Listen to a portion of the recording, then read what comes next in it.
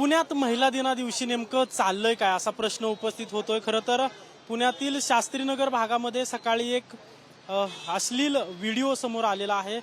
एका मध्यधुंद तरुणाने खरं तर हे अश्लील कृत्य केलेलं आहे आणि यावर बोलण्यासाठी माझ्यासोबत राष्ट्रवादी अजित पवार गटाच्या नेत्या रुपाली पाटील ठोंबरे आहेत।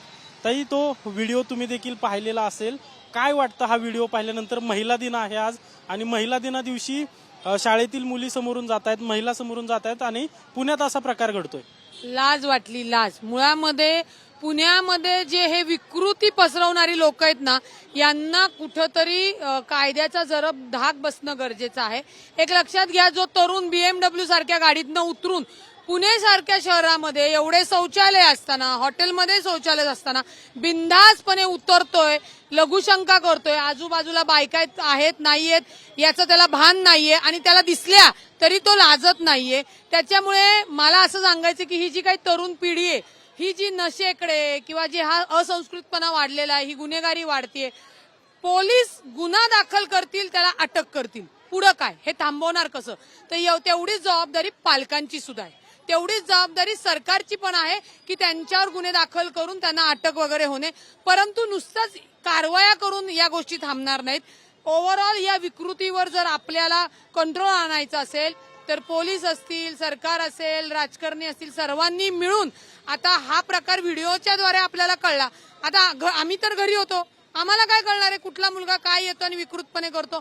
तर ही विकृती थांबवण्यासाठी सगळ्याच पालकांनी पुढाकार घेणं गरजेचं आहे। मुलं नशेच्या आहारी जाता कामा नये। मला कळलं की तो मुलगा दारूही पिलेला होता आणि एक माणूस जो शूटिंग करत होता त्याला हे इथं तू लघुशंका करू नको, तर त्याच्यावर तो रागाने उतरून पॅन्ट काढून दाखवत होता की घे तू फोटो माझे घे। म्हणजे ही कुठनं येते? ठीक आहे, गुन्हा दाखल होणार आहे, त्याला आता अशा मुलांना गुन्हा दाखल झाल्यानंतर जामीन सुद्धा कायद्याने मिळेल, पण पुढच्या वेळेला ही परत कृती घडू नये आणि इतरांनी ती करू नये याच्यासाठी कठोर पावलं उचलणं गरजेचं आहे। गेल्या 24 तासात सिंहगड रस्ता परिसरात एका तरुणावर कोयत्याने हल्ला झाला, कोथरूडमध्ये तशीच घटना झालेली आहे हाणामारीची।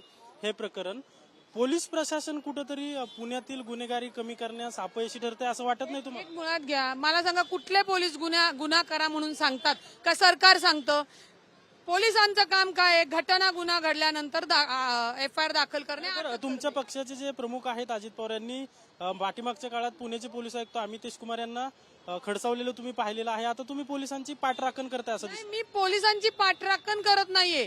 आता जी कोयता गँग वगैरे आहे, तर जे PI साहेब आहेत, पोलीस स्टेशन मधले PI ज्या भागातले, त्यांनी प्रतिबंधक कारवाई केल्या पाहिजे, स्वतःच्या भागावर देखरेख केली पाहिजे। आता आजचा मुलगा ज्यांनी लघुशंका केली ते पालकमंत्र्यांना सांगून केली का पोलिसांना सांगून केलेली आहे? माझा सांगायचा उद्देश हा आहे, पण सरकार म्हणून जबाबदारी नाहीये का सरकारची पुणे पोलिसांची कारवाई करायची?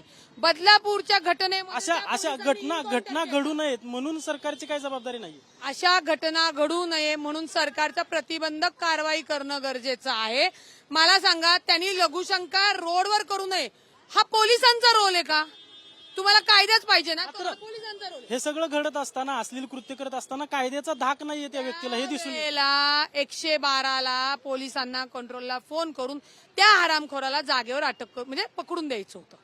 पण धाक पोलिसांचा कमी होतो हे तरी मान्य आहे पुण्यात? पोलिसांचा धाक कमी म्हणण्यापेक्षा विकृतीच अशी वेगवेगळ्या प्रकारची वाढलेली आहे आणि तो यंगस्टर मुलगा आहे, लक्षात घ्या। असा काही तो सराईत गुन्हेगार वगैरे नाही। पुणे पोलिसांनी सराईत गुन्ह्यावर मागच्याच आठवड्यामध्ये नसताना कारवाया केल्याच ना, त्याला कोणी विरोध केला नाही की नाही? तर मग गुन्हे का कमी होत नाहीयेत पुण्यातलं, काय वाटतंय तुम्हाला? गुन्ह्यामध्ये मला असं म्हणायचं की संवाद साधला पाहिजे, समुपदेशन झालं पाहिजे। कारण का या तरुणांना जो वाटतंय की आमचं कुणीच काही वाकडं करू शकत नाही, घरातल्यांनी सुद्धा त्यांच्यावर प्रश्न हाच आहे, तरुणांना वाटतंय की आपलं कोणीच काय वाकडं करू शकत नाही, याचाच अर्थ पोलिसांचा धाक उरलेला नाहीये असं तुमचं म्हणणं आहे? तुम्ही म्हणताय ताई की त्या तरुणांना वाटतंय? तरुणांवर धाक राहिलेला नाहीये, तर पोलीस फक्त कायदेशीर कारवाई करू शकतात, अटक करणे आणि त्यांना जामीन न मिळवून देणे।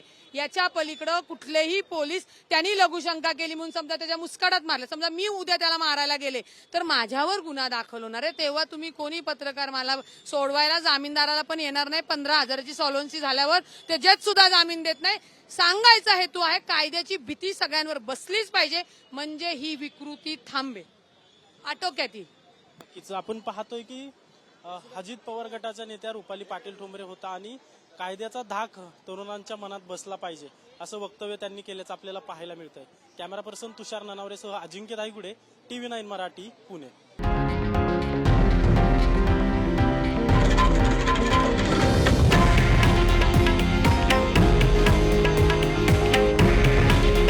हे आहे देशातील नंबर 1 न्यूज नेटवर्क आणि आपण पाहत आहात TV9 मराठी. काळजी तुमची, हित महाराष्ट्राचं.